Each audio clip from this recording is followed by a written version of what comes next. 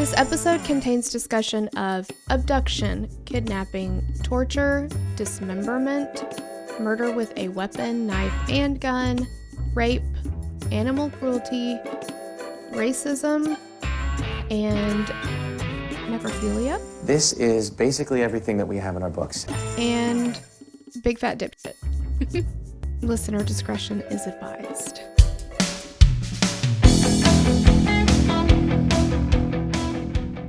Serving as the sheriff's deputy in Martin County, Florida, Gerard Schaefer led a double life, portraying himself as a dedicated officer while secretly engaging in gruesome acts. Schaefer was convicted of the first-degree murders of 2 young women, Susan Place and Georgia Jessup. Investigators suspect that Schaefer was responsible for as many as 30 murders from the late 60s to the early 70s before his arrest and eventual conviction. During his incarceration, Schaefer penned short stories depicting the abduction and murder of women, some of which contained chilling details correlating with women who had been reported missing or bodies that had been found, adding a disturbing layer to the already gruesome nature of his crimes. Okay. If you're Grody listening to the max. Yeah, you can't see how much we are rolling our eyes. This guy, you want to talk about a window open scale? You are going to be so... I don't even know the word. You're going to be like super open. I mean, like, I feel the opposite of scrumtrolescent.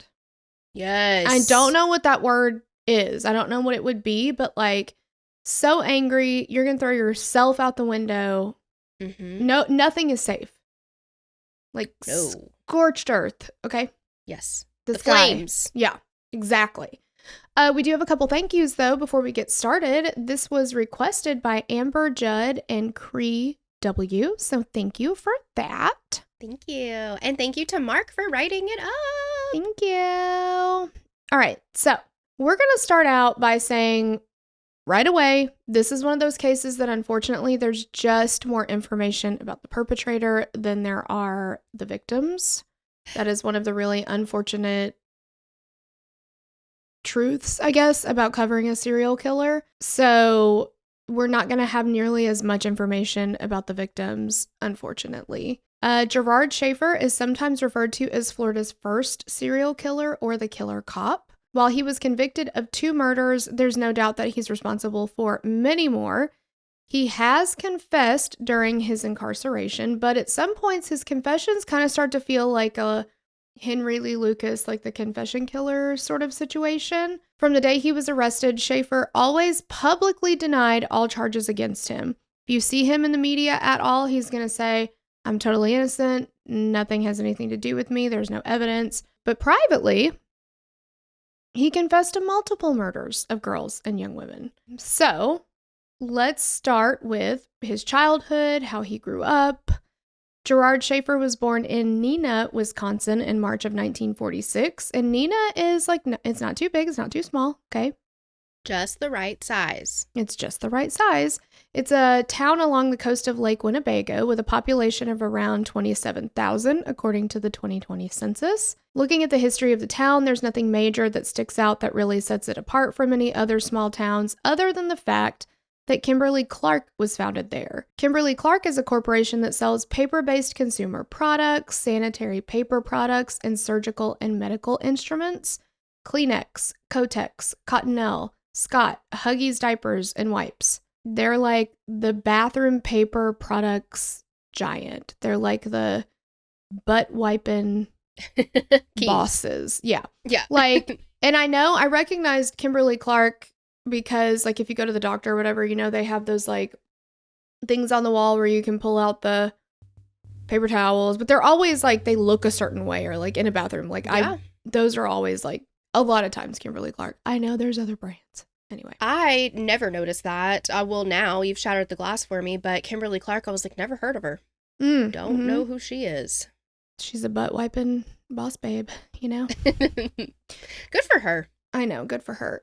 With many of the stories we do when it comes to a small town like this, it's fun to look at other people who come from the area. And when looking into Neenah, there are a few athletes that have played in the NFL, NBA, or MLB. But there's a lot of politicians that have come out of this area.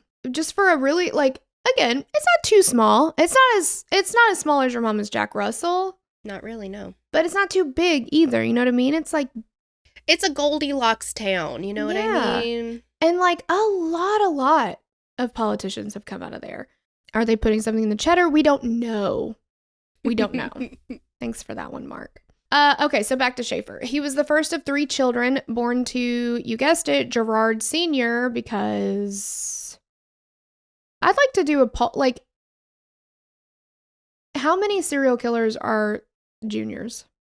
Yeah, I don't know. Or the That thirds would or be nice whatever. to know. I feel like they're always named directly after their father. Like, I know a lot of other people are too. I'm just saying, like, seems to be a trend here. And his mother Part was of the McDonald Doris. triad, right? Mm-hmm. Yeah, this is like the 57th leg of the McDonald triad. Exactly. His father was a traveling salesman. His mother was a homemaker. And early on, they ended up moving to Nashville, Tennessee, where Schaefer was raised before they relocated to Atlanta, Georgia. They spent some time there, and then they ended up moving again to Fort Lauderdale, Florida. I'm glad that they didn't stay in Nashville very long. Like, go on, get. I know, get.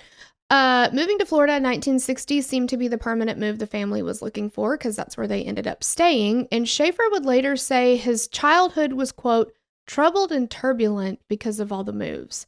He also said, my childhood was great. It was totally normal. Nothing wrong with it. I watched this like long ass interview with him, and they even like, y'all want to talk about somebody who can fucking talk, my God.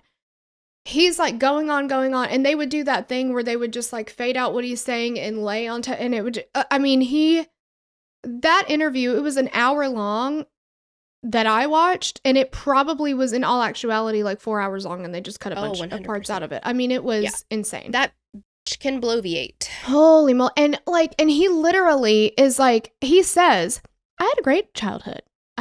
There were no problems. My parents didn't beat me. I didn't have any problems. Okay, so just keep in mind, he has said that.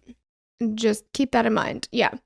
Also, though, his father was an alcoholic who verbally abused his wife and children. I don't know why he goes back and forth with that. Like, he must just be trying to distance himself from it all the way around, I guess. But like, no, we didn't have any. I have no idea. So remember, his dad was a traveling salesman, so he was gone a lot. But when he was there, his relationship with his eldest son, this guy, okay, was described as difficult. Gerard Jr. resented his father because of the constant belittling, and he thought that his dad favored his sister over him. He was very close with his mother, though, and she was extremely protective of all of her children. So growing up in Florida, an outdoor paradise to many people, Schaefer himself became an avid outdoor enthusiast, and he liked to collect guns, go hunting, he liked going fishing. On some occasions when their relationship was in a good place, he and his father would spend time together hunting and fishing, but it never lasted, and their relationship would always kind of go back to a negative place. In school, his classmates said that he wasn't really a member of any particular group or clique. He was more of a loner who preferred to take part in his interests alone. Almost everyone looked at him as an outdoorsman who would they thought he was going to be like a forest ranger or something. Like his superlative would have been most likely to be outdoorsy. Right. Most likely to prevent forest fires. Exactly. By the time he was a teenager, he had begun to develop erotic fantasies about women he deemed, quote, worthy of his contempt. Huh. Would we say that's I don't know about that. Okay. He leaned into sadomasochism and bondage fantasies and found pleasure in causing pain to himself. He admitted to wearing women's underwear and later cross-dressing, his words, when he was a teenager, and to taking part in autoerotic asphyxiation. His actions escalated to the point where he would find a rural area with no one around, he'd tie himself to a tree, and then he would do the things he wanted to do. Gradually, these thoughts took over and became almost literally the only thing that he would think about during the day. It's all he could think about. It's very Korn of him. Adidas, all day I dream about sex. Oh, yeah. Except for Korn, I feel bad for Korn to even put them in that same sentence even. But also autoerotic asphyxiation. The word autoerotic reminds me of Jurassic Park when the lawyer is like, are these autoerotic? And then Mr. Oh my God, why can't I think of his name? John Hammond. Is it Hammond? He's like, yes. No, everything at Jurassic Park is completely real. Anyway, that's where my mind went. Yes. I know that, like, young boys think about sex on a very regular basis. And I'm sure young girls sometimes do too. Never. Oh. Yeah, girls also don't fart. I don't know if you knew that. Okay. I'm sure you've wondered why you've never farted. Oh, okay. But the way that he's thinking about it is he's associating it with pain. Well, and worthy of his contempt. Like, worthy. I don't like that word. And then contempt. It's like all like it'd be bad enough if he was like, girls worthy of my attention or affection, even. But his contempt. It's like a problem wrapped up in another problem. You know what I mean? Yes. And then tied up with a little disgusting bow. Exactly. In his high school years, he dated here and there, but for the most part, the girls who attended the school was not having it. Okay. Mm-mm. So by this time, he was also a bit of a peeping Tom. Okay. A woman who attended school with him said, quote, "I can't remember him being friends with any of the guys. He was always on the outside looking in. As a matter of fact, the only thing I really remember is that I always had to tuck my skirt under my legs because he would practically stand on his head to look up a girl's skirt." I think that's bad. Yeah, I know. Yeah, another thing he said in that interview was, I can't believe you sat through the entire thing. I know. It was tough. I did have to speed it up because, my God. But another thing he said in the interview was, oh, yeah, there was this girl that lived in our neighborhood.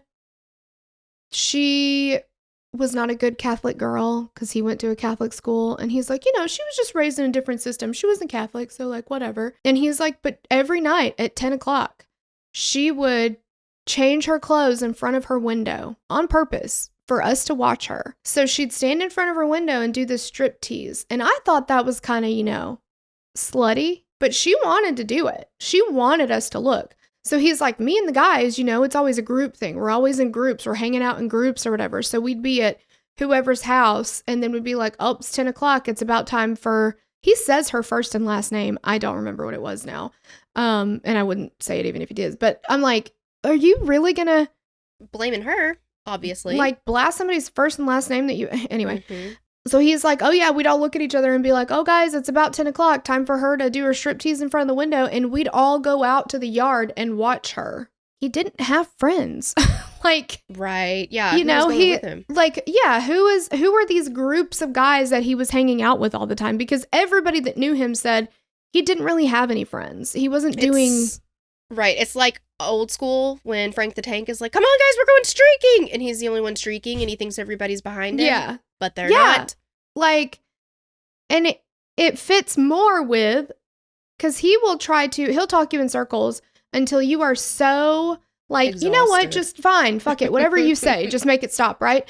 So, like, but this fits more with the Peeping Tom situation, which he, of course, says is absolutely false. Everything that's ever been said about him is incorrect, by the way, just in case you're wondering. I mean, I think that everybody, because sometimes you get undressed or you change into your night gowns or whatever you wear to bed. I don't think I've ever had a nightgown, to be honest. Maybe I did, like a Barbie one. But anyway, you change into your night clothes and you don't even think about, sometimes, you're like, I've done it before where I'm like, oh, shit, my blinds were open. Mm-hmm. Yeah. Right, but it wasn't for anybody's benefit, like I wasn't like, right, da-dum, da-dum, exactly. da-dum. And he's acting like, yeah, this is like a fucking boudoir show, like a peep show. Yeah, just for him. That, like, this girl that lives in their neighborhood is like, I know, I'll give all the boys a show, and if she wants to, fine, like, go for it. I don't care. I just don't believe that that's what was happening. No. It's highly unlikely, especially considering that he was peeping in windows already. He's trying to get upskirts and, like, I don't think so. Again, that reminds me, my mind always goes, you know this by now if you've been listening to our show. It's always movies, music, or TV shows. It's like media always. But I'm thinking Grease, remember when they would, like, get underneath the bleachers and look up their skirts? And it's like, oh, boys will be boys. Boys will be boys. Oh my God. I used to love that movie. And like as an adult now, I'm like, oh my God. Also, I did not realize what the words to Grease Lightning meant. Oh my God. I heard it again and I was like, I sang that with my little baby mouth. Ew. Blech. The Anyway. chicks, it's supreme. Yeah. The chicks will. Yeah. Teachers all said that Schaefer was an excellent student. He was a member of the varsity football team. He was known to be an excellent golfer. After he graduated high school, he worked briefly as a fishing guide before applying to St. John's Seminary to try to join the priesthood. He was rejected, though, because they felt he did not have enough faith. Essentially, they didn't believe that his heart aligned with the priesthood. Which is true. He was trying to join the priesthood because at one point, he knew that the way that he felt about women was going to lead him down a bad path. And he at this point, seemed to genuinely want to change that. He thought, I can't control my urges on my own, so if I join the priesthood, I'll have to. And Right. they were like, something ain't right here. I don't even want to. And, some could say that there are some questionable characters in the priesthood that make it through. So GJ had to be pretty fucking bad, if you ask me. He had been a practicing Catholic. He had attended years of daily mass, but after this rejection, he decided that he had been under some kind of like Catholic mind control thing. And so he abandoned the church. So like, you're lost. Can't believe you would do this to me.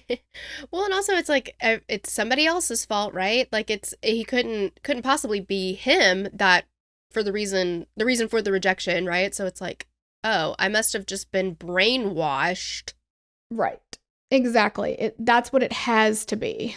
GJ, get out of here. I know. And then I heard some people called him John too, so I don't know. He went by a lot of different names, I think. Yes.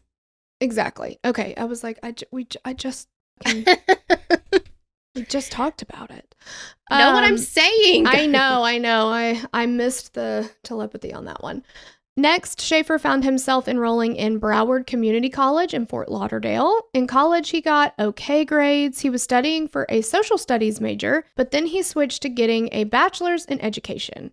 While attending the community college, he spent more time hunting in the Everglades than studying. At the time, he was in a relationship which felt more like therapy than love. He told his girlfriend about the urges he felt to kill women who aroused him. That's bold to tell your girlfriend. Yeah. But I mean, we've seen this in several cases, and even the case of the young girl that was killed by the 14-year-old boy. He was telling his girlfriend he wanted to stab people, and I mean, they're much younger. These are college kids, but still, like, it happens. And it 100% happens.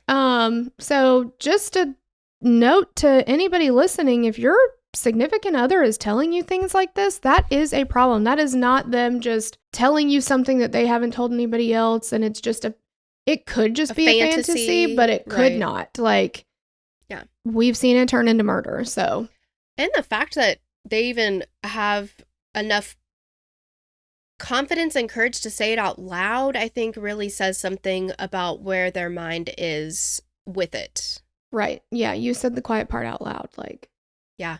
Yeah. He mentioned a neighbor who he had been seeing change through her window, which we talked about, but he also mentioned another who was sunbathing in the privacy of her own backyard, which is also, oh my gosh. Yeah, in case you're wondering, super slutty, according to GJ Schaefer. I don't know if she had a privacy fence or what. I'm sure she did, but right. Anyway. It's eventually, like, oh my gosh, she's sunbathing where I can totally see her if I get a ladder and binoculars. That's ridiculous. And hide in a bush. And yeah, exactly. Yeah. Eventually, his girlfriend broke up with him, which led him to stalking her as she dated other men, but eventually he moved on from her. If you ask him, this was an amicable breakup because she went to another college. They'd been going steady for over a year, but you can't go steady when you live on opposite sides of the state. So they had to break up. She didn't want to. He didn't want to. It was just a fact of life. Okay? Okay. So I totally believe that. Yeah, that's exactly what happened. While attending community college, Schaefer actually traveled with a musical troupe, Sing Out 66.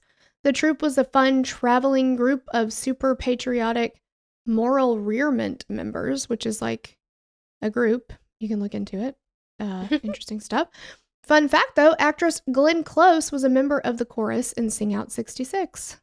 Wow. Sing Out 66 is, I mean, I don't know what a better name would be, but I feel like it's lacking something. I don't love that name. I really don't either. It could Sing mean Out. something. 66. Yeah, I don't know. In the group. Maybe Matchbox 40. Oh, Driving 30? Driving 30. There you go. In the group, a woman named Martha Fogg from Boston caught Schaefer's eye. They dated the summer while they toured and prepared for a European tour. This is like... It's a big fucking group. I know. But Schaefer got measles and he had to miss the tour, and then he lost touch with Martha. Boo freaking who. I mean, good for Martha. I thought he married her. He does. Oh, Keep okay. going. Wow. There's a lot of women.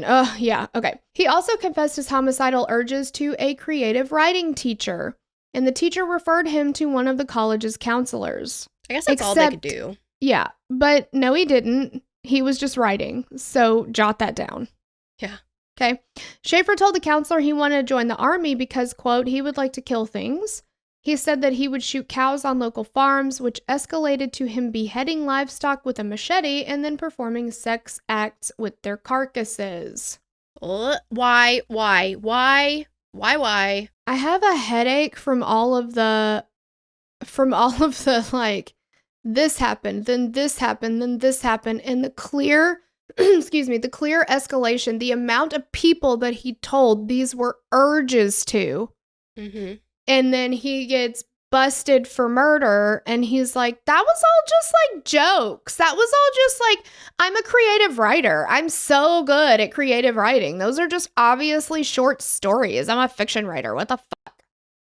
That is, it's such an interesting excuse, or, like, and it happens. This is not the first time somebody said that. Yeah. Exactly. Like, dude, we're hip to your game. Yeah. After his sophomore year, he applied to Florida Atlantic University and was accepted on scholarship to pursue his teaching certification, but his grades were too low to support a student deferment, and he was told to report for an Army physical, which would have led to him serving during the Vietnam War. Before his physical, though, he left a note in his dorm saying he was going to kill himself, and he ran. His roommate found the note, searched for him, and found him at a local shooting range that they frequented. So he didn't want to join the army. I mean, didn't he just say to his counselor that he wanted to join the army? He wanted to join the, but also he didn't want to. Okay, gotcha. But also he did. Okay. I mean, I don't think that that's a good reason to join the military is because you want to shit up, but no. It's also like, but you just said you wanted to. Right, and he said everything in your little power to do it, or to not do it, excuse me. He wants to kill things, but he doesn't want to go to war.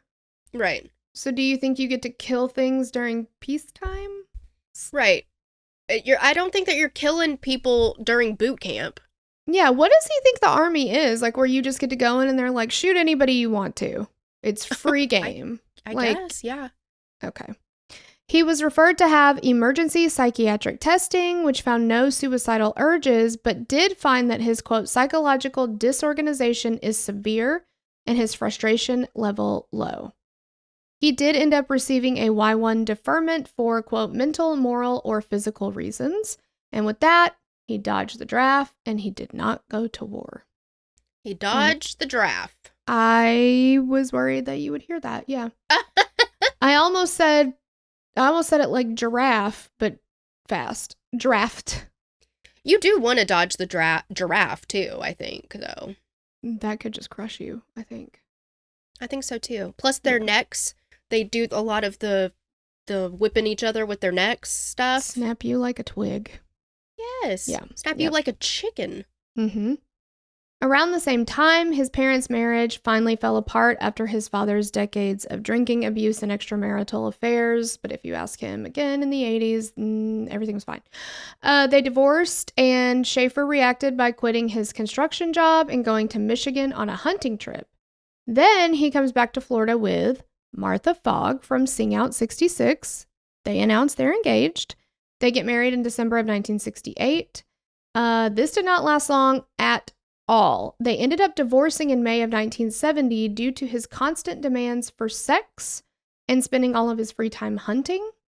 And Martha cited extreme cruelty as the reason for their split. So we already know that he associates sex with pain.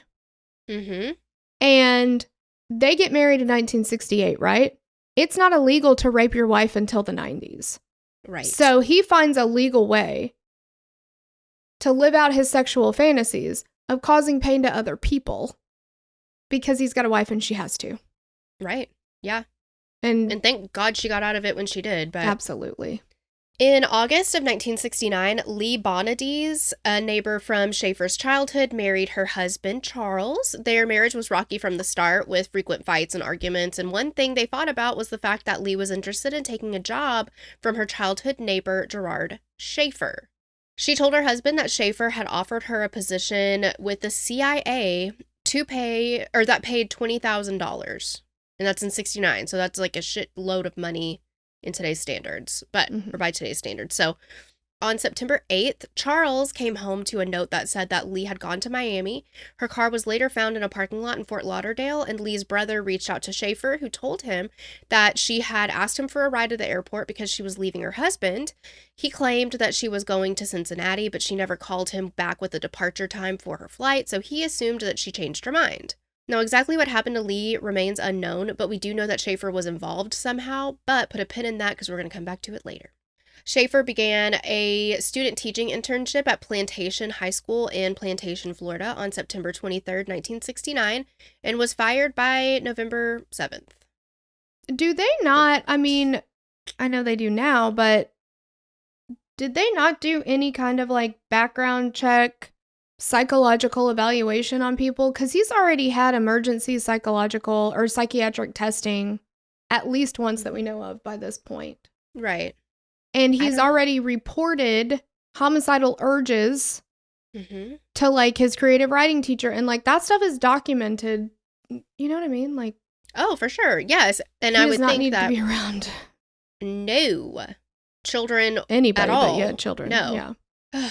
They cited his refusal to accept advice from his supervisors, as well as constantly trying to impose his personal beliefs upon the students as reasons for his dismissal. The school had received several complaints from parents regarding Schaefer, and after he was fired, he tried to apply for a teaching position at a high school in Boca Raton, but he was denied the job. Carmen Marie Halleck was a 22-year-old cocktail waitress who lived in Broward County. She met with her sister-in-law on December 18th, 1969 for lunch and was excited about a date that she had planned for that evening. She said that she was meeting a teacher who had offered her a job doing, quote, some kind of undercover work for the government. She said that the job would involve international travel and lots of money. Marie missed work the next day, and by Christmas Day, her family had not heard from her. They used a spare key to check her apartment, and they found her dog locked up, unfed, which is very, very out of character for her, and the bathtub was full of water, as if she had filled it up to take a bath and then suddenly left. They filed a report, and Marie's car was found in a parking lot a few days later. Her body has never been recovered, but again, we do know that Schaefer was involved. Except for no, he wasn't, because there's no evidence to support that, according to Schaefer. Yes, so but more on that later. Do jot that down. Yes. About 4 months after he was fired from Plantation High School, he got another teaching internship with Stranahan High School in Fort Lauderdale. He started on April 2nd, 1970, and by all accounts and reports, he was absolutely shit at this job. Just awful.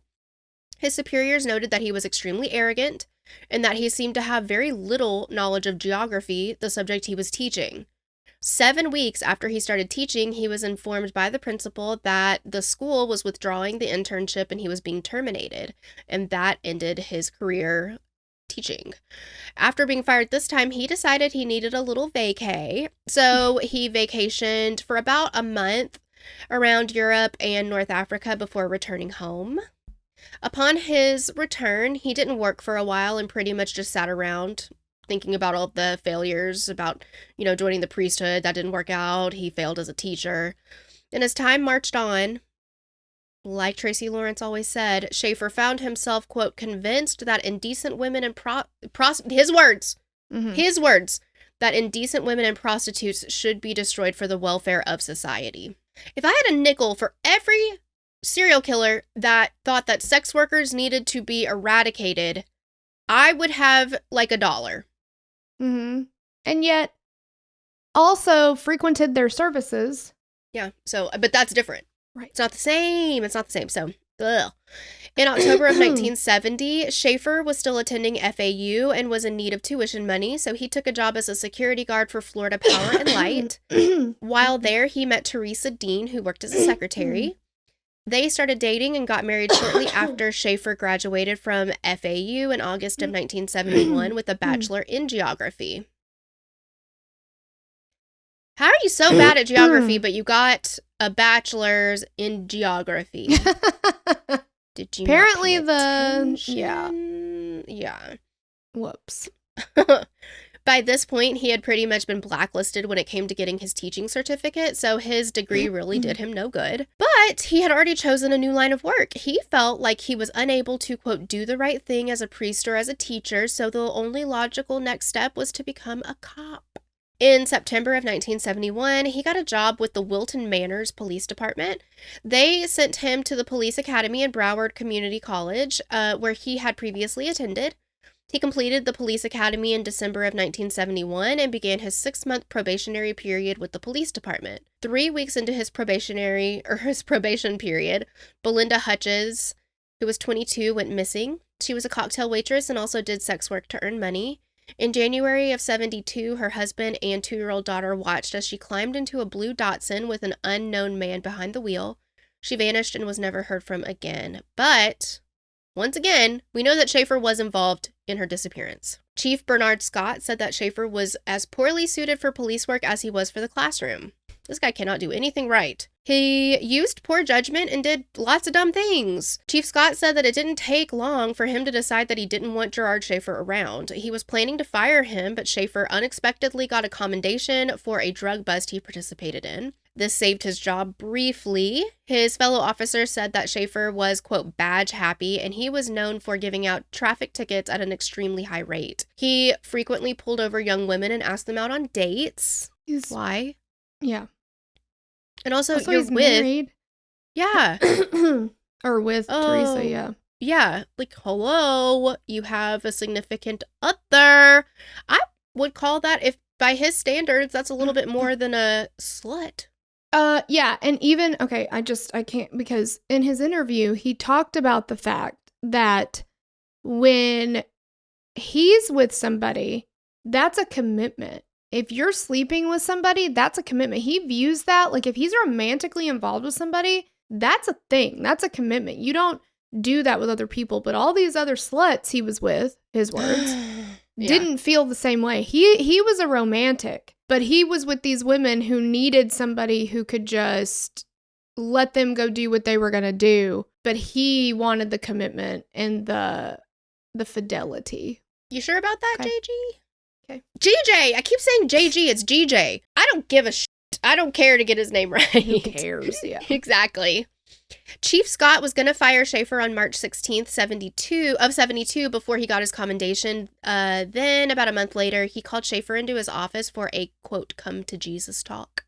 He told him that after all of the BS and dumb mistakes, he was going to fire him. Schaefer begged for another chance. He's like, big crocodile tears. Please, please, please, please, please don't fire me. And Scott gave him one last chance. The next day, Scott found out that Schaefer had applied for a job with the Broward County Sheriff's Office and fired him on the spot. I mean, does he think they don't talk? Yes, he does. Apparently. Schaefer didn't get the job with Broward County, though, because he failed to pass their psychological exam. He then applied to different local departments all over the area, which sent Sheriff Scott's phone into overtime, fielding all of the questions. And he said that he told everyone that, quote, I would put on a uniform and walk the streets myself before I would have him back. In June of 72, Schaefer was hired by Sheriff Richard Crowder in Martin County, Florida. He came with a glowing recommendation letter from Sheriff Scott, which Sheriff Crowder later learned was completely forged. So I guess he can do one thing right, and that is forge documents from his former boss. So Right. Well, he's basically a professional writer. So oh, that's true. I forgot about that. Yeah. You know, this is just like another creative writing. It wasn't a forgery. Please don't charge him with it. It was just creative writing just to see. Yes. Right? Exactly. So, Schaefer took his job seriously. Like before, he was known to give out traffic citations like they were water in the desert. And you can just, if you watch even 5 minutes of that interview with him, you can see that that's the kind of guy he would be, right? Oh, yeah. He's just like that. Like, if he was ever a hall monitor in school, like, so help you God. Like, it just, On the afternoon of July 21st, 1972, he encountered 2 teenage girls, Nancy Trotter and Paula Wells, who were hitchhiking.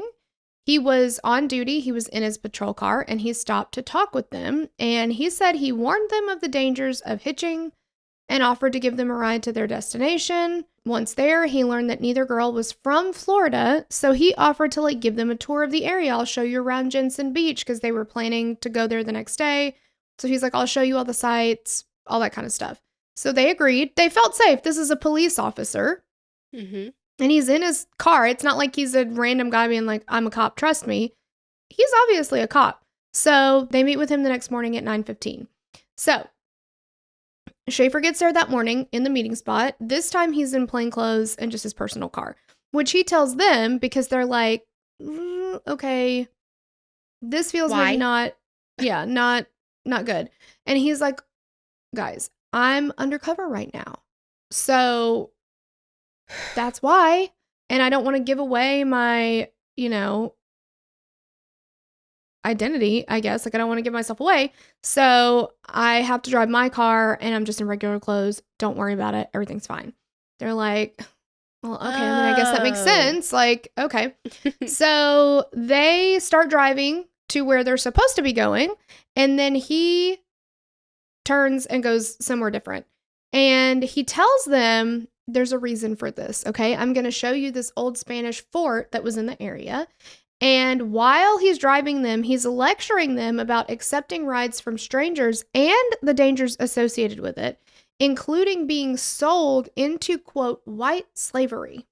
Okay, so they drive further into the rural and remote area. He keeps getting more and more intense with his lecture, and then he stops. He handcuffs and gags both girls before taking one to a tree close to the nearby Indian River. He tied her legs to the trunk below her knees. He puts a noose around her neck. He ties that to the branches above. And she was standing on roots on the ground to try to still breathe, because if she's not standing on those, she can't breathe. So she's trying to just keep herself up high enough, essentially. Right. He then gets the second girl, takes her to another nearby tree, ties her up in a similar way. And then he tells both girls that they're about to be raped and murdered. And then he gets an urgent call on his radio telling him he has to go to the police station. There's some kind of situation that he has to respond to. So he says, y'all don't even try to run. I'm not even going that far. I'm going down the road to talk to the men that I'm going to sell you to. BRB. Don't you go anywhere. TTYL. About 2 hours later, he returns to the area and he discovers they've escaped. So he goes home. Like, what do you do? I mean, like, yeah. And then you just go home? Yeah. So he does call Sheriff Crowder and he says, I've done something very foolish. You're going to be mad at me. So he explains to the sheriff that he saw these girls hitchhiking, which he knew was very dangerous for them and wanted to teach them a lesson, but he, quote, overdid the job. So he tells Sheriff Crowder that he had abandoned them in the area by the Indian River. Sheriff Crowder and a lieutenant set out on the highway toward the area, and once they get kind of close by, they see a young woman in a river near the road. She was doing like a flutter kick to get through the water, and then once on the shore, she was waving around to try to get their attention. They removed the gag from her mouth, and she said her name was Nancy. Her friend is still out in the woods. And they're like, actually, your friend has been picked up about 45 minutes before this. She's already at the police station. So they take Nancy to the police station, and she and Paula tell them everything that happened. They said, they told them how they escaped by carefully moving against their restraints, loosening their gags with their teeth, while maintaining their balance on the tree roots, remembered to keep from hanging themselves. They gave a description of their captor and identified Schaefer as the man who took them.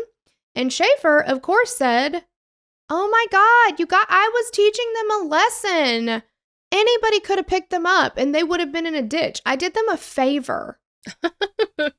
Right. And he even said, nothing sexual happened.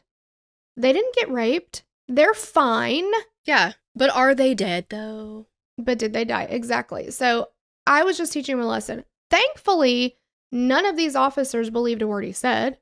Because I could see a world where other police officers are like, well, I mean, you know, but did they die, though? But Sheriff Crowder was like, not fucking having it. So Crowder ordered his officers to file charges of false imprisonment and aggravated assault. And about 2 weeks after his arrest, Schaefer made bail and he was released. He went back home and his wife and family did not notice any change in his behavior or demeanor. They believed his claim that he was just trying to teach them the dangers of hitchhiking. And again, he is a talker. So yeah. I'm sure Teresa was like, oh my God, okay, fine. You didn't like, whatever. And I'm sure he didn't tell her all the details. Of course he didn't. They were hung, you know, by the neck with a noose. And had they stepped off, they would have hung themselves, you know, like all that. Right. And he was free until his scheduled trial was to take place in November of 1972. Now, listen, I think that as a law enforcement officer, you probably would. It would be great if you could teach people like in a classroom or go to do some sort of, you know, in a gym, public speaking engagement where you're teaching somebody, telling them about the dangers of hitchhiking. That's great. Great. You, sir, are the danger of hitchhiking. You are, in fact, the danger. I mean, it literally is just incredible that they survived that, because had in that moment he not gotten that call. Exactly. Yeah. Who knows what? Well, I know what would have happened, but ugh. On September 27th, 1972, while out on bail for his trial, Schaefer abducted Susan Place, who was 17, and Georgia Jessup, who was 16. The three had met at an adult education center in Fort Lauderdale, and he told them that his name was Jerry Shepard. He didn't really go too far off of Gerard Schaefer. He's like J and sh, but just enough to. It's like when the guy from What We Do in the Shadows had the toothpick in his mouth and he's totally unrecognizable. Like, Tony, God, what was his name? Tony Daytona? Something Daytona. Yes. Yeah. And it's like, and he wore jeans and put the toothpick. Jeans and the toothpick, and everybody's like, I don't recognize who the hell are you? At all. Yeah, like Jerry Shepard. Okay. Well, it's also Gene Parmesan. All he does is like put on a wig. It's like, Gene Parmesan? It's Gene! Oh my gosh! But yeah, so now he's Jerry Shepard and he's from Colorado. He was going to return after a brief vacay in Mexico. And on the day they went missing, Susan's mom arrived home to find Susan straightening her hair while Georgia was in the living room. Or straightening her room. I'm so sorry. It's straightening her hair. Naturally. I don't know what. Yeah, I'm sorry about that. Straightening her room.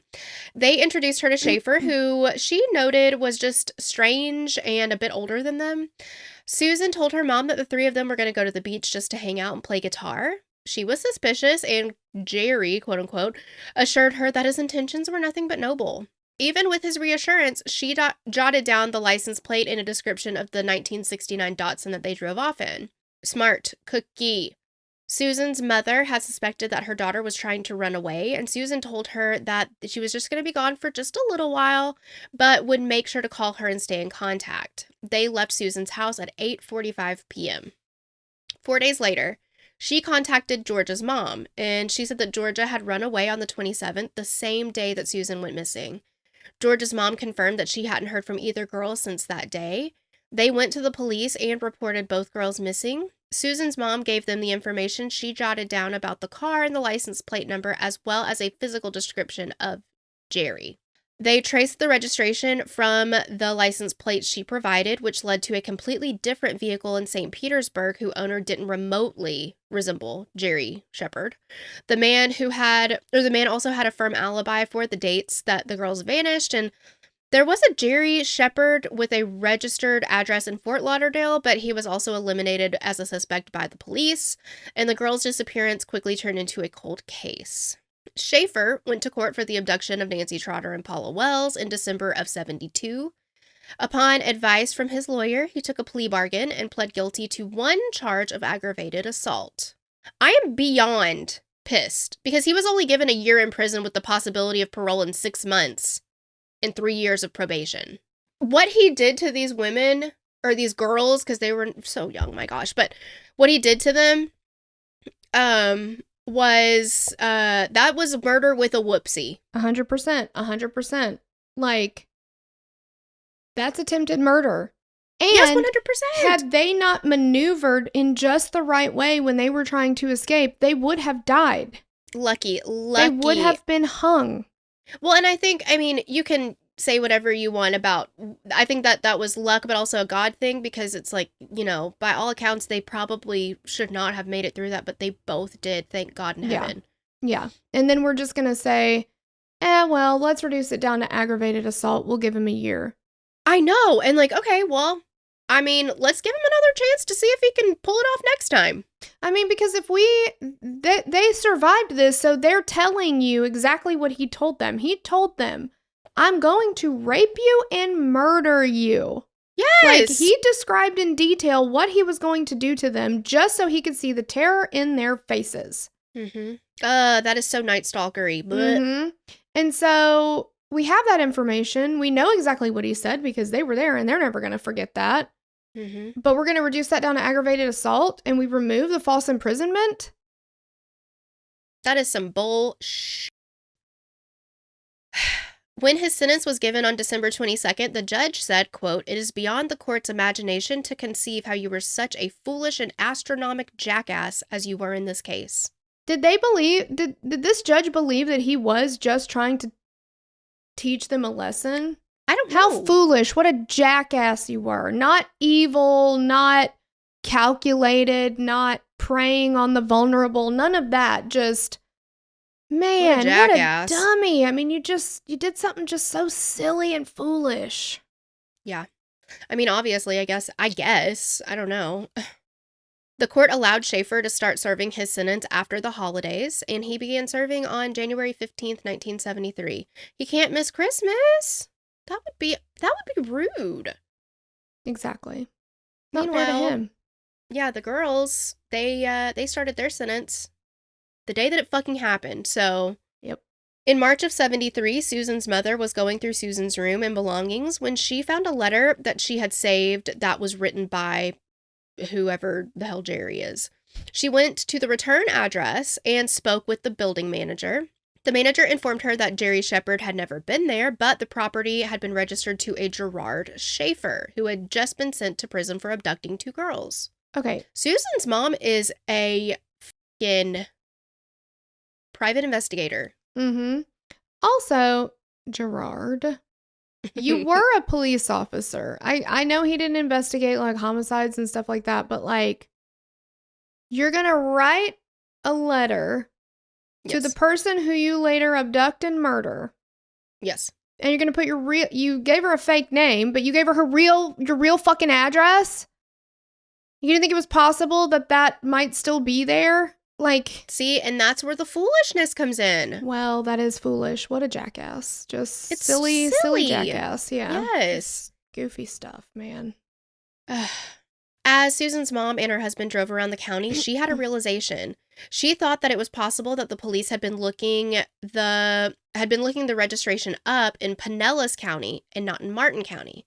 License plates from Martin County began with a 4-2, where Pinellas County was just a 4, then random numbers. Now, this was back in the time before, before computers. They couldn't really look up. They couldn't just go in and type something in and be like, where is this which county? License like plate? Each county had their own paper records. You'd have to go county by county. And you would have to know probably which county you needed to begin in by the letter or by the numbers at the beginning, right? Exactly. So, how investigators never thought of this is outrageous. I just don't understand because they should have been the ones to crack that case, but they didn't. She spoke with the police and they learned that the license plate was in fact registered to a Datsun in the name of Gerard Schaefer. Upon questioning, Schaefer denied even meeting the girls or their families. There's somebody right the F over there who knows you and saw you and says so. And he's like, I don't know. I've never met that woman in my entire life. She's like, bitch, I talked to you. You told me that your intentions with my daughter were noble.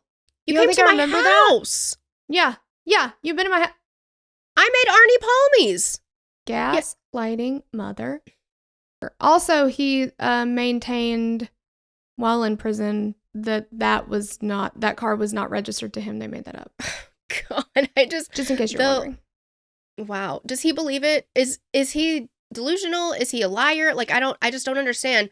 But I mean, Susan's mom picked him out of a photo lineup. Like, she knows who the he is. So she knew him as Jerry Shepherd, but she fucking knew him. Yes, she fucking knew him. I mean, the afternoon of April 1st, some men were walking through a wooded area in Port St. Lucie, Florida. They were looking for aluminum cans that could be turned in for recycling when they came upon the extremely decomposed remains of two people. They were in a grave that had unfortunately been ravaged by wildlife and just the general Florida elements at that point. The graves were a little over 200 feet from the nearest road and a little over 2 feet deep. A nearby tree had deep scratch marks on the base. One of the victims was completely nude and the other had tattered remains of blue jeans with a Roadrunner patch on them. A pile of clothing was found nearby with grass growing over it. The gravesite was 6 miles from where Nancy and Paula had been held captive prior to escaping. Both of the bodies had been bound and murdered. Their spinal cords were severed and several bones were completely severed with a knife or machete. They had been decapitated and their jaws sustained numerous fractures. It was later determined that Susan sustained a gunshot to her lower jaw from a .22 caliber pistol. Markings on the bark of a nearby tree indicated that they had been tied to it, and the initials GJ were also carved into the tree along with several deep markings from a knife, machete, or axe, along with sections of torn clothing. What a f***ing idiot. But there's no evidence against him. No. Not one shred of evidence against him. No. Don't you think there's other people who have the initials GJ? Don't you think that's possible? Yeah. Other people live in Florida. What do you think? Exactly. Oh my gosh.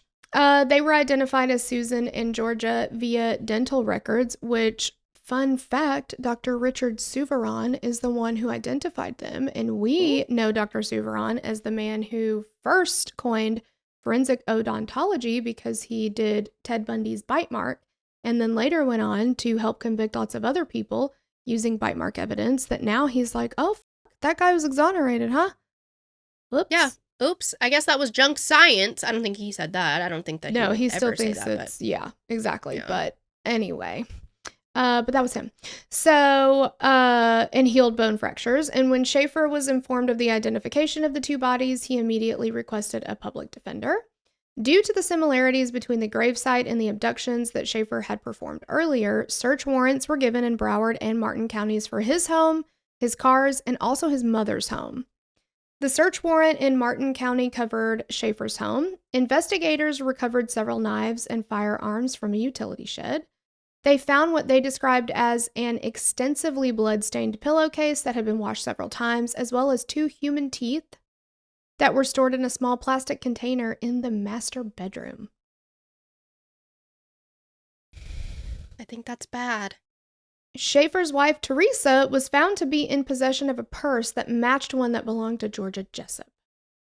And she told the investigators that GJ, good old GJ, had given it to her the previous November, and the girls were killed in September. So 2 months after these girls were killed, he gives her a purse as a gift. Right. I would throw up. I'm sure she did. I'm sure she did too. Yeah, a lot of and it's not uncommon or unheard of. Right. I mean, yeah. Just gross. Yeah. Schaefer's brother-in-law told police that after the discovery of the bodies in April, he told them that they should discard the purse because the police would try to use it to make up evidence against him at some point. The amount of times he uses the word in that interview that I watched, framed, they framed me. I was framed. They framed me. They framed me. I'm framed. Like, I watched enough of it to know that it's just him spouting off the same information but different ways. And yeah. Yeah. The search warrant in Broward County allowed investigators to search Schaefer's mother's home. And inside, they found countless stories that he'd written about various ways to kidnap, humiliate, rape, and murder women. They found around 300 pages worth of stories. Some included crude drawings that he'd made as well. 2 of the stories included women named Belinda and Carmen, both names of women who had disappeared previously. What a coinky-dink.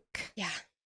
They also found guns and tons of ammunition, 13 hunting knives, ropes, and tons of softcore porn magazines, some of which, though, he altered to show the women as dead or hanging or having been shot.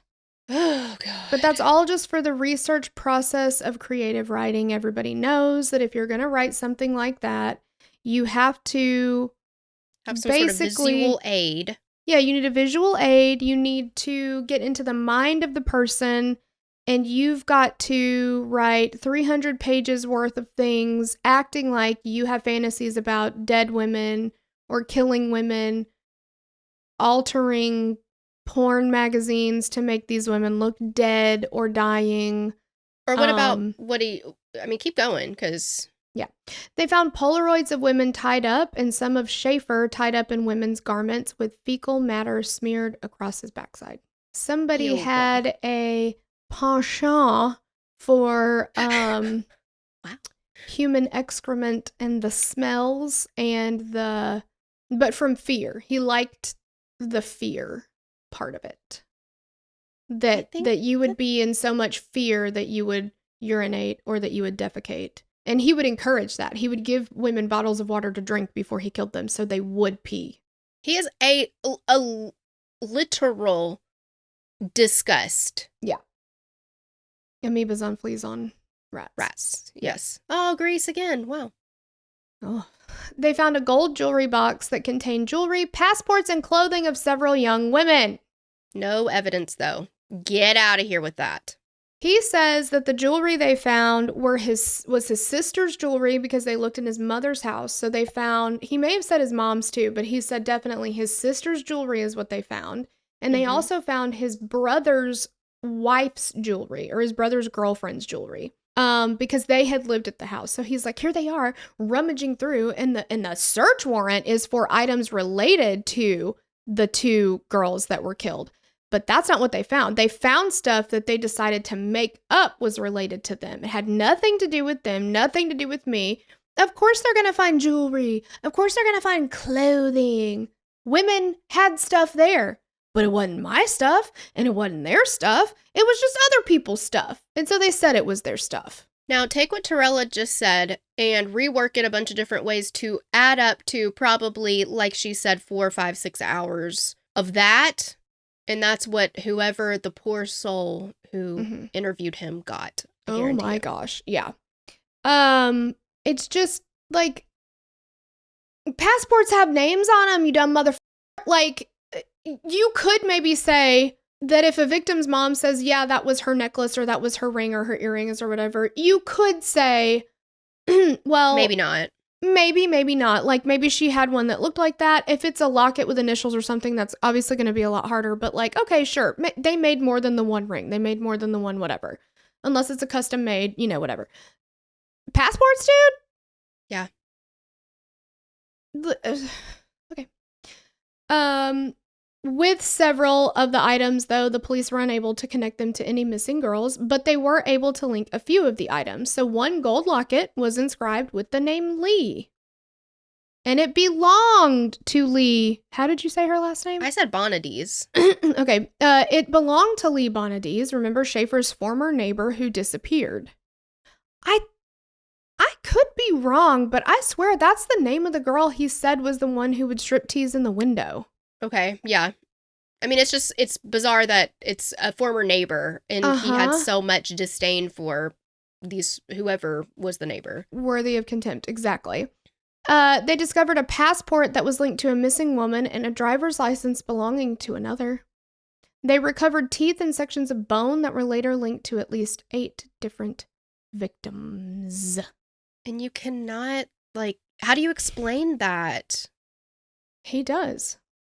They were planted. Well, what he says is, I don't think they exist. They say that they found that, but I haven't seen it. So what? But I'm sure in court they presented it. I don't have the entire court record, but I feel positive that you can't just get up there and be like, well, I found her driver's license at his house. And you just have to show that as evidence. Like, that's going to be in evidence. 100%. But he says he never saw any of it. It doesn't exist. They just made it all up. Okay. In May, investigators had enough evidence to link Schaefer to 9 murders or unsolved disappearances from 1969 to 1973. A newspaper published an article in which they linked him to as many as 28 different missing women. On May 18th, Schaefer was formally charged with the first-degree murder for killing Susan Place and Georgia Jessup. He was held without bond and sent to a state hospital for psychiatric examinations. They concluded that he was suffering from paranoia, psychosis, and acute sexual deviation, and that he viewed himself as, quote, an eliminator of women he deemed immoral. They also deemed him mentally competent to stand trial. Now, you could view it that way, that that's what they found. You could also view it the way it really happened, which is what JG says.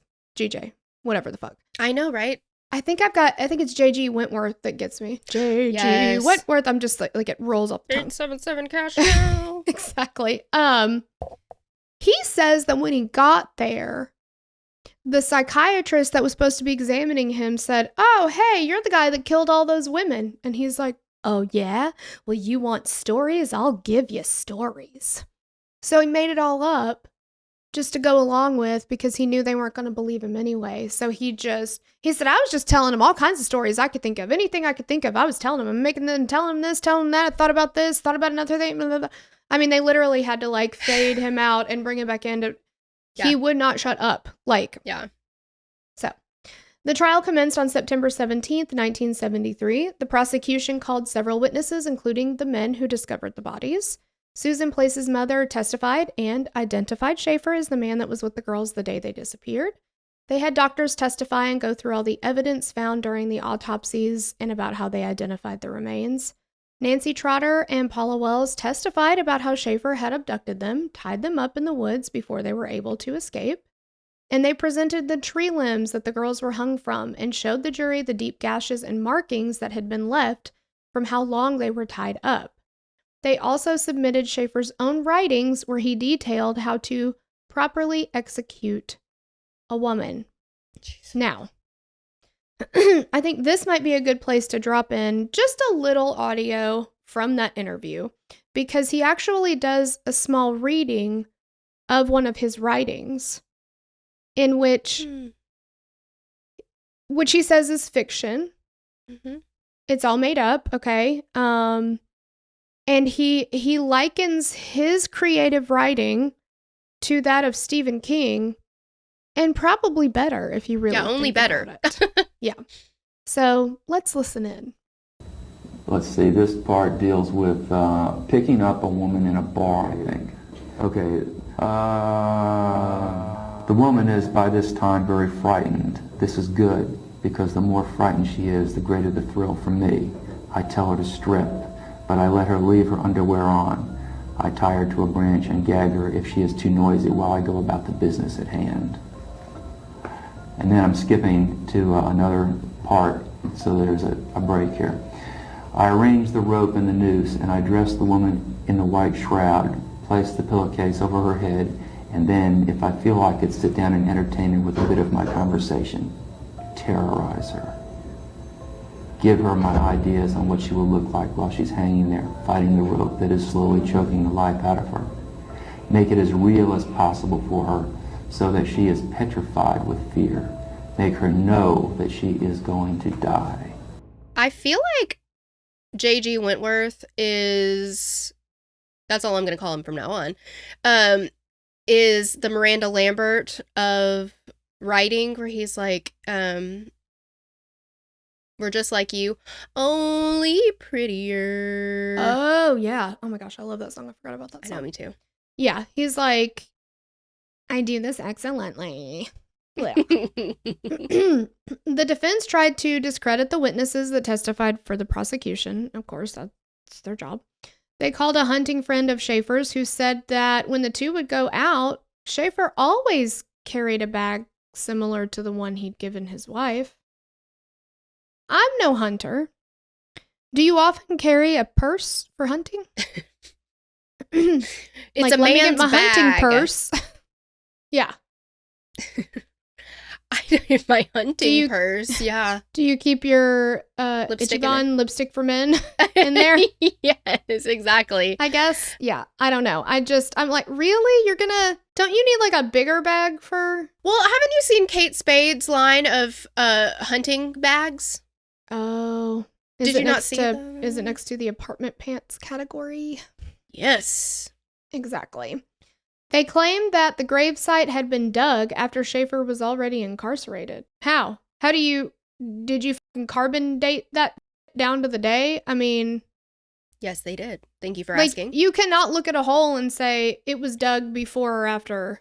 One of my dogs happens to be a hole expert, I've learned. She might be able to tell you exactly when, but she's not much of a talker, so I don't know if she would be very beneficial now that I say it, but the amount of holes that she's dug in her day, and she's working on one right now, and I'll tell you what, it's an impressive hole. Oh, okay. Well, maybe have her take a peek and get back to us on her analysis. Sure, yeah. I know you can identify remains and approximately how long they've been decomposing, and of course, so many different elements affect that. Is it in water? Is it outside of water? Is it hot outside? Is it cold outside? How far down the ground is it? If they have, if they're out in the elements and they have any kind of insect activity, then that is a really good way to identify how long they've been there. But you can only do that within a certain amount of time, right? And so they were killed in September and he reports to prison in January. That's only a couple of months. Right. So I think today we'd have a better chance of tightening that window. Right. But in the 70s, I mean, I don't know, I don't know. They didn't have hardly anything to go on. That's the two things that they went with, basically. When both sides rested, the case was put in the hands of the jury, and they deliberated for 5 hours and 10 minutes before returning 2 guilty counts for first-degree murder charges. Schaefer continued to declare his innocence. He was given 2 concurrent life sentences. His lawyers filed appeals. He filed appeals. They were all denied. And he claims he's being railroaded by, quote, overzealous prosecutors, corrupt law enforcement officers, and his own defense attorney. So he says his defense attorney was railroading him. He thinks this is an elaborate plan by the prosecutors, law enforcement, and his attorney. And do you want to know why? So that his attorney could marry his wife, Teresa, which he did do. Yeah, he did. Teresa visited him however many weeks after he was serving his sentence to serve him divorce papers. Mm-hmm. And then he finds out that Teresa has accepted a proposal from the defense attorney, Elton Schwartz. But I don't think that Elton Schwartz took your case as a public defender for the purpose of framing you for murder so that you would go to prison and he could marry your wife. Right. Like, Elton Schwartz is definitely a Mr. Steal Your Girl, but I don't think that was this elaborate plan like he thinks it is. No. Maybe Teresa just wanted the Schwartz to be with her. Apparently. May the Schwartz be with you. He's so vain, he probably thinks this murder trial is about him. Like, yeah. What the fuck? When he was in prison, other inmates suspected that Schaefer was a snitch for his own personal gain. He ended up being placed in solitary confinement several times for different offenses. including male offenses, trying to convince the public to send him women's underwear. He also wrote what was described as, quote, killer fiction. This was the title of the book of short stories that he wrote, which he later released. He described this as a genre that doesn't glorify violence, no, but one that enables the reader to see the acts of murder and necrophilia, but in a fictional way, of course. Sure. But the investigators were like, you're absolutely just recreating your own murders for your own fantasy and whatever. Duh. After his life imprisonment, Schaefer was never brought up on any more charges related to any of the other murders or missing women. And, you know, he's got a life sentence. He's not going anywhere. I'm not sure how the families felt about that. You know, on one hand, they don't have to relive everything through a trial. But I do know that there are some families who are like, but I want this person to serve justice for my loved one. Like, I want it to... Well, sure. And I wonder if they wanted to maybe face him in court and tell him, like, that victim impact statement, you know? Right. Because that can be very, very healing and cathartic for the family. Yeah. I don't know, though. And also, his whole thing about, like, well, you know, that was just fiction. I didn't write any of that because I did any of it. Yeah, fucking right, because so many serial killers or murderers in general, they want to relive their murders, and, like, Sam Little did it through his drawings. Mm-hmm. J.G. Wentworth did it through his short stories, which I'm sure were utter crap. Absolutely. Absolutely. I remember in the one that he read in the interview, he said, I just hated this so much. He was like, possibly have coitus with it, talking about the corpse. He said coitus. Yuck. Don't do that. Luckily, I'm just going to say this, luckily, on December 3rd, 1995, Schaefer was attacked in prison and stabbed over 40 times in the face, head, neck, and body. Not saying anybody should be stabbed this way. I'm just saying, well, we're rid of him, okay? Well, and also he got what was coming to him because, I mean, he got a taste of his own medicine and it was bitter. It was bitter, wasn't it? His throat was slashed and his right eye was, quote, destroyed. He had several broken ribs. His body was discovered after a fellow inmate reported it to the guards. And it was reported that he was killed because of an argument he got in with another inmate over who was going to get the last cup of hot water one day, presumably to make coffee. Honestly, I can't believe he fucking lasted that long because he was so... I mean, I cannot imagine having to deal with his ass every day.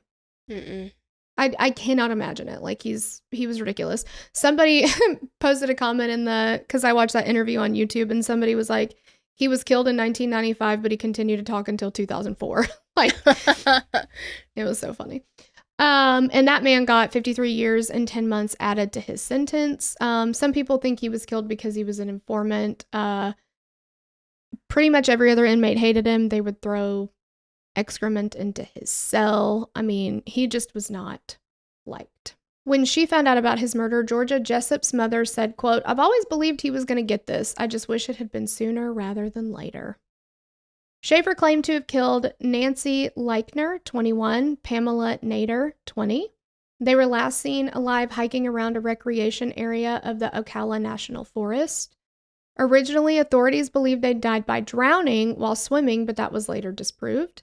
After his arrest, Schaefer confessed to their murders. Lee Bonadies, 24, was Schaefer's neighbor who disappeared after telling her husband about that job opportunity with the CIA. Schaefer claims she never returned a call to him regarding the time she needed a ride to the airport, but it's believed, that he murdered her as well. Her skull was found on a construction site in Palm Beach County in 1978 with 3 bullet holes in it. Carmen Halleck, 22, disappeared after talking with her sister-in-law about a date she was going on that night with Schaefer, where they would discuss a government job he was offering. Why are you setting all this shit up ahead of time? I guess it worked for him, though. Well, I mean, who else did we cover? Why can't I think of his name? He did the same fucking thing. He was like, I need you. Oh, gosh. You for that job, and it's amazing, and I'm going to buy you all kinds of stuff. I'm going to pay for your new wardrobe, new this, new that, whatever. The one who threw his own banquet party or whatever? Yes! Robertson somebody? I forget his name. Oh, sure. John Robertson? Yeah. Yeah, like you're like, these people can talk to John Robinson? people. Robin, maybe? Yeah, maybe. Like, when you say, I'm going to offer you a job, you're about to get this job that's going to change your life and it's going to be, blah, blah, blah, all this stuff.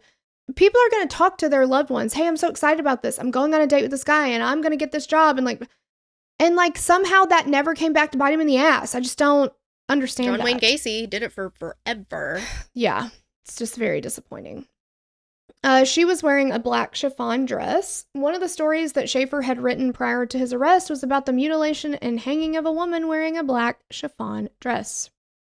2 of the teeth that were recovered at Schaefer's home were determined to be Carmen's, along with a gold shamrock pin that she wore. Schaefer wrote a letter to his girlfriend when he was in prison confessing to the murders of 2 young girls, Peggy Ron, 9, and Wendy Stevenson, 8. The authenticity of this confession has been questioned by several experts because the individual last known to have seen these girls alive had observed both girls still clad in their bathing suits in the company of a man whose physical description is way different than Schaefer's. Belinda Hutchins, 22, was the cocktail waitress who left with Schaefer in his blue Datsun. She was never seen again, and the police recovered an address book she was known to carry in Schaefer's home, and it contained the name Jerry Shepard as an entry for Schaefer. And he says over and over and over in this interview, I tell the police, you bring me evidence that you can actually link me to any of this, and I'll confess. Right. I'll plead guilty. But they got nothing. They have nothing that connects me to any of these women. Okay. Yes, the fuck they do. Deborah Lowe, 13, disappeared walking to school. Her books were discovered later in a trash can about a block from her home. While her body has never been found, Deborah's family strongly believes that Schaefer was responsible for her disappearance. He had worked with her father and previously visited the family's home. I mean, Bonnie Taylor, 20, was known to have been pulled over by Schaefer while he worked with the Wilton Manors police. She disappeared shortly after being pulled over by him and has never been found. Elizabeth Wilt was in Florida from Arkansas for the Republican National Convention. The last correspondence her family received was a letter saying she was going to return home soon. She disappeared and her body has never been recovered. And while there might not be any direct evidence linking Schaefer to her disappearance, it is suspected that she fell victim to him because he was active in her area, or in that area at the time. Mary Alice Brissalina, 14, and Elsie Lena Farmer, 13, disappeared while hitchhiking to a restaurant. Their decapitated bodies were found by construction workers buried 600 feet apart in January of 1973. A distinctive gold chain and Madonna pin belonging to Brissalina were later found in Schaefer's jewelry box. He's got a purse and a jewelry box. Yes, and these are not just very generic, plain gold chains. These are things that are distinctive. Suzanne Gale Poole, 15. She was a Fort Lauderdale teenager reported missing by her family shortly before Christmas of 1972. Her partial skeletal remains were discovered on June 16, 1974, bound to a mangrove tree in the swampland area. The remains were identified in May 2022 via genetic genealogy. The circumstances of her disappearance and murder led authorities to believe that she may have been a victim of Schaefer, who had been temporarily freed from court one day before the estimated date of her disappearance. One day difference. Mm-hmm. Colette Marie Goodenough, 19, and Barbara Ann Wilcox, 19, were both native to Cedar Rapids, Iowa. The women disappeared while hitchhiking from Sioux City to Florida just days before Schaefer began serving his jail sentence for the abductions of Trotter and Wells. Personal property identified as belongings to both women was later recovered from Schaefer's home. Their bound bodies were discovered along a canal bank in St. Lucie County in January of 1977. Both victims were formally identified by dental records on January 8, 1978. There's no consensus for when or where Schaefer started killing. With his death in prison, we'll never know the actual number of victims who died at his hands. And like Henry Lee Lucas, Schaefer did very little to dissuade any speculation when it came to linking him to potential victims. He's always proclaimed his innocence publicly, but privately, he claimed to have killed as many as 30 plus women and girls. And these are in letters that he wrote to his that one girlfriend who, remember, that he went steady with for a while and then whatever. Her name is Sandra London, and you might recognize her name because we talked about her in the Danny Rowling case. She's one of the women who started writing into him and became friends with him and was like trying to help. She kind of had a thing for serial killers. Like it started with GJ because they had gone to school together, and then she kind of started moving on, and I don't know. So bizarre. Having some, whatever. But he would write to her, and he would talk about this, and you see how many of these are two girls that disappeared at the same time. He referred to that as doing doubles, and he wrote this disgusting letter that talked about how when he would see two girls together, he would just get excited about everything these juicy creatures had to offer. No. And that he would force them to, like, you'd tie both of them up, tell him he was going to rape him and murder him and all that kind of stuff. And then he would ask him, which one of you should go first? And he says they would throw each other under the bus so quickly about why their friend needs to be the first one to die, which I don't actually believe. And if that's true, I mean, it's just so sad. But he would talk about that he loved the smell of the excrement because they would urinate or defecate out of fear and like all this stuff. He writes all this stuff in letters, and later he says, oh, we were just workshopping some shit for the fiction book. Like, she's the one who helped him produce that or publish that book. Gross. Ugh. But So guys, yes, all of the gross. That is the case. That's the case.